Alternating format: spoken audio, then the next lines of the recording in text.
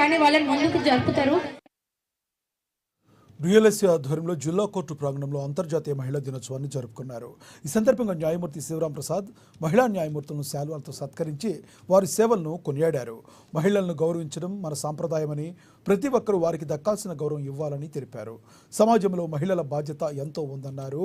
మహిళా న్యాయమూర్తి కదిలించే తులసి దుర్గారాణి మాట్లాడుతూ ప్రధానంగా మహిళా ఉద్యోగులు అటు కుటుంబాన్ని చక్కదిద్దుకుంటూ ఇటు విధి నిర్వహణలోనూ చక్కగా రాణిస్తున్నారని, అలాంటి వారిని తప్పక అభినందించాలన్నారు.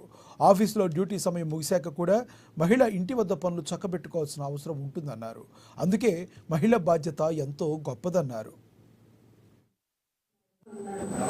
సో ఉమెన్గా మనం వర్క్ చేసేటప్పుడు మనం చెప్పుకోవాల్సింది ఏంటంటే, మనకి ఎస్పెషల్లీ వేరే ఉమెన్తో పోలిస్తే ప్రజెంట్ ఈ రూమ్లో ఉన్నటువంటి ఉమెన్కి బయట ఉన్న ఉమెన్కి చాలా డిఫరెన్స్ ఉంది.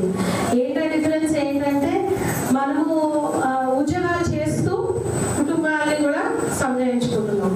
సో మనకి వేరే వాళ్ళకి ఉన్న డిఫరెన్స్ అది.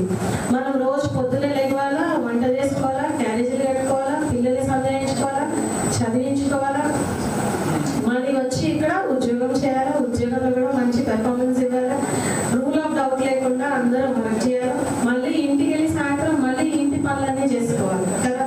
సో మీ అందరూ నిజంగా I appreciate all the staff and also my judicial officers. పట్టణంలో